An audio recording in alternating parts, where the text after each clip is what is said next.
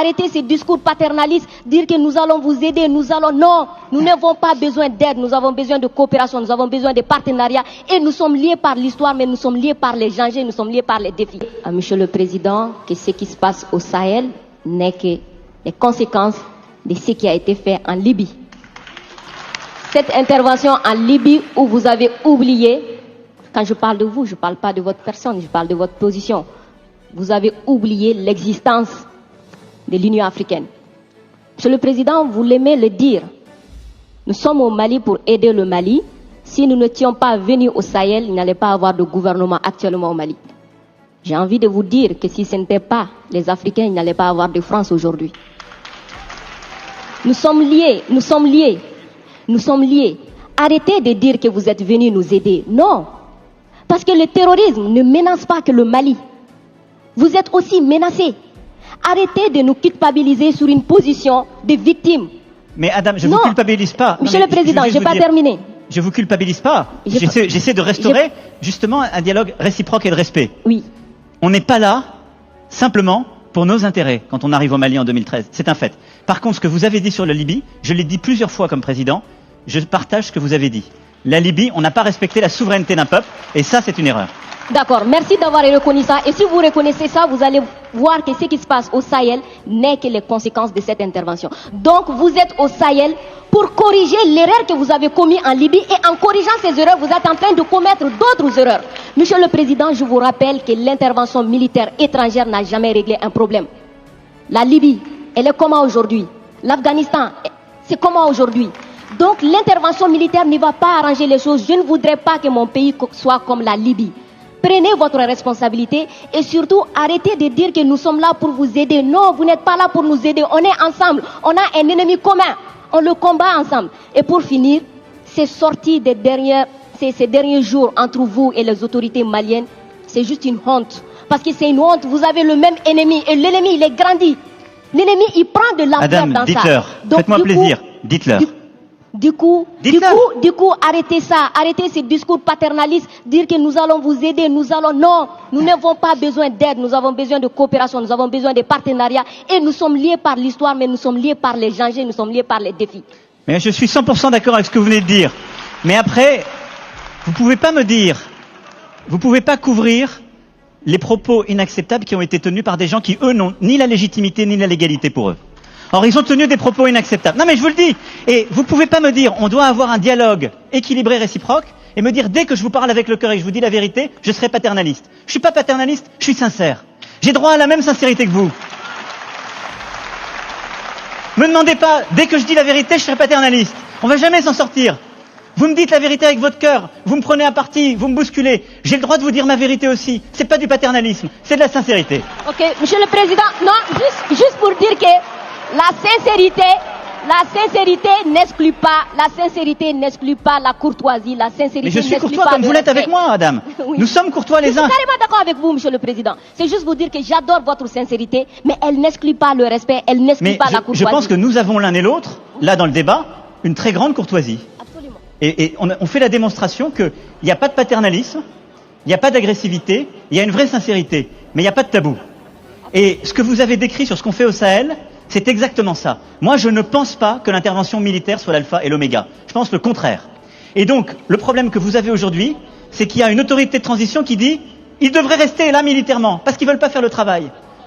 Nous, mais exactement, il y a des accords avec des engagements de toutes les parties. Et donc, nous, on est là pour la sécurité, mais à côté de ça, depuis 2017, on a l'Alliance internationale pour le Sahel, qui est de l'aide au développement avec la Banque mondiale, l'Allemagne, tous les pays, justement, européens et autres, qui est cet investissement solidaire qu'on a dans la région, et il y a le rôle du retour de l'État. Chacun doit faire sa part. Et plus vite le reste est fait, plus on peut se retirer militairement, ce qui est beaucoup mieux. Parce que je vais être clair avec vous, je partage totalement la finalité. Jamais une intervention militaire ne remplace le travail d'un État. Jamais. Et moi, je peux vous dire les yeux dans les yeux que je n'ai jamais envoyé l'armée française contre un État souverain ou pour remplacer un État souverain. C'est ce qui a été fait en Afghanistan, ce qui a été fait en Libye. C'est la grande différence avec le Sahel.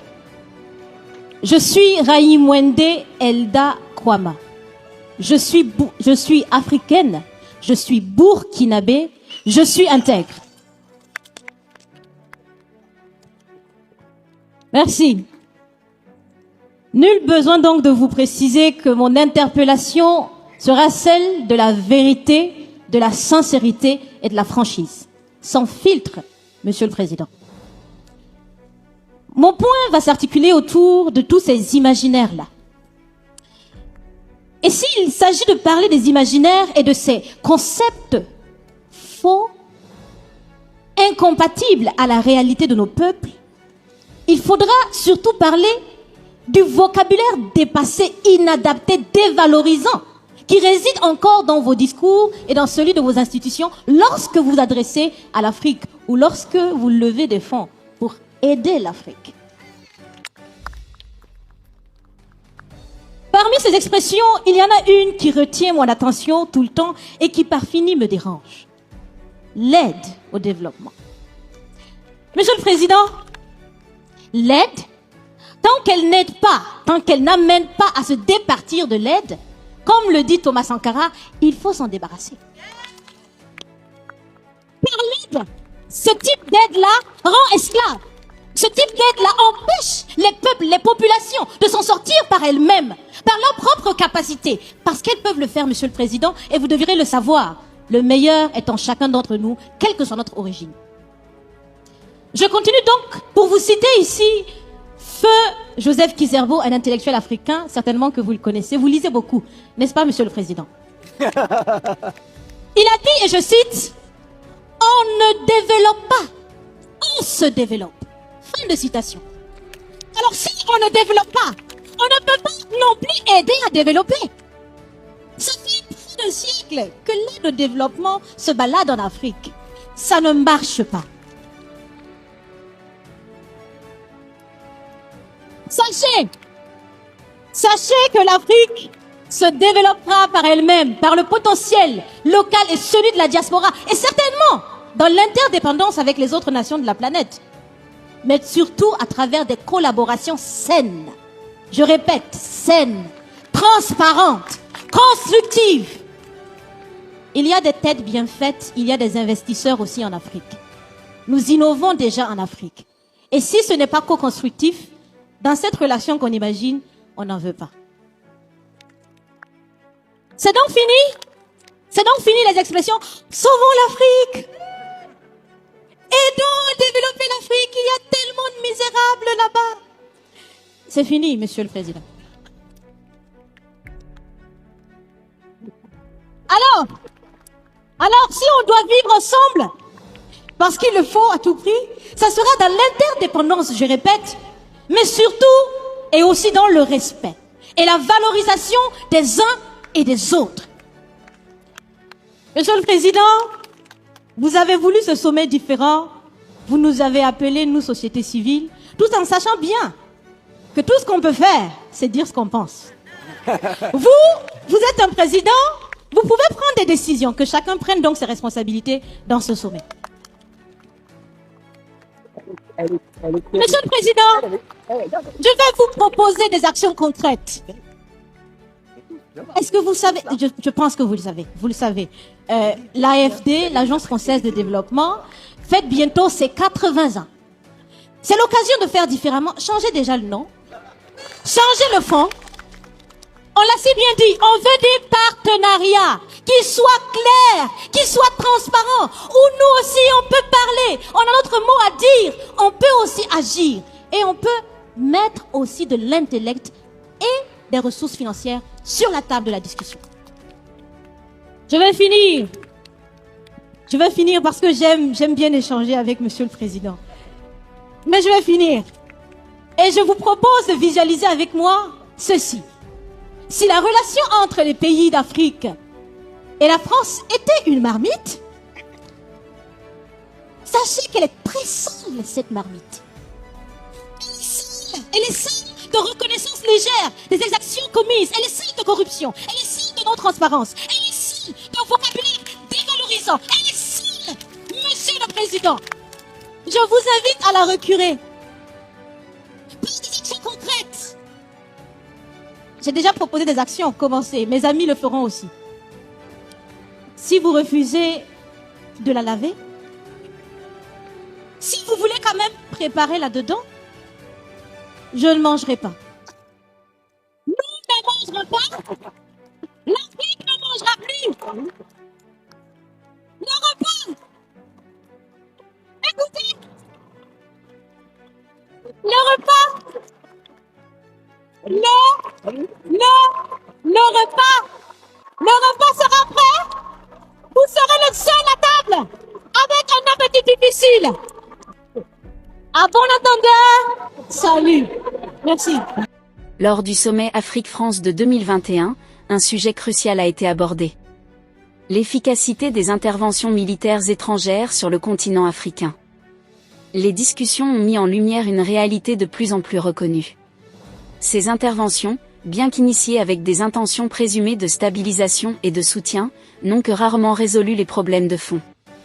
Au cours des dernières décennies, plusieurs pays africains ont été le théâtre d'opérations militaires menées par des puissances étrangères, dont la France. Ces interventions avaient moins pour objectif de combattre le terrorisme, de protéger des gouvernements alliés ou encore de restaurer la paix dans des zones de conflit. Toutefois, le constat est clair, les résultats à long terme se font attendre. Au lieu de rétablir une stabilité durable, ces opérations ont souvent exacerbé les tensions, affaibli les structures étatiques locales et alimenté des ressentiments envers les nations intervenantes. Les intervenants au sommet ont souligné que la solution aux problèmes africains ne peut être uniquement militaire. Ils plaident pour des approches politiques, diplomatiques et économiques, ainsi que pour un renforcement des capacités locales. En effet, l'autonomisation des États africains est essentielle pour traiter les causes profondes des conflits, la pauvreté, le manque d'accès aux ressources et les inégalités sociales.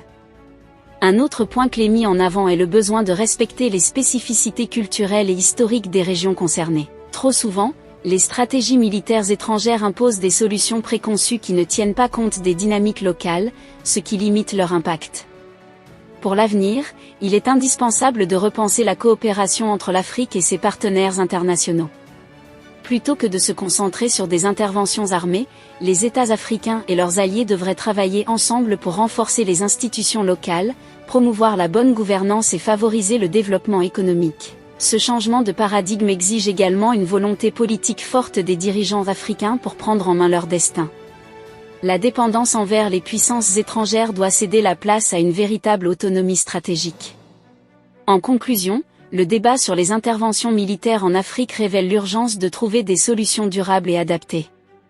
Il est temps de passer d'une logique de gestion de crise à une dynamique de prévention et de construction d'un avenir prospère pour le continent. Dans la deuxième vidéo, l'intervenante souligne l'importance de s'adresser au peuple africain avec respect et sincérité, en insistant sur la nécessité d'une conversation ouverte et sans filtre. Elle s'identifie comme burkinabé et souligne son engagement à la vérité dans son discours au président et à l'auditoire.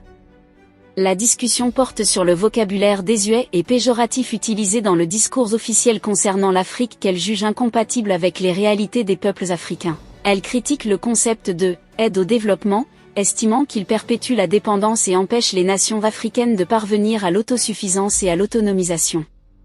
Elle fait référence à Thomas Sankara, qui préconise le rejet de l'aide qui ne favorise pas l'indépendance, suggérant que le véritable progrès vient des nations africaines qui s'appuient sur leurs propres capacités.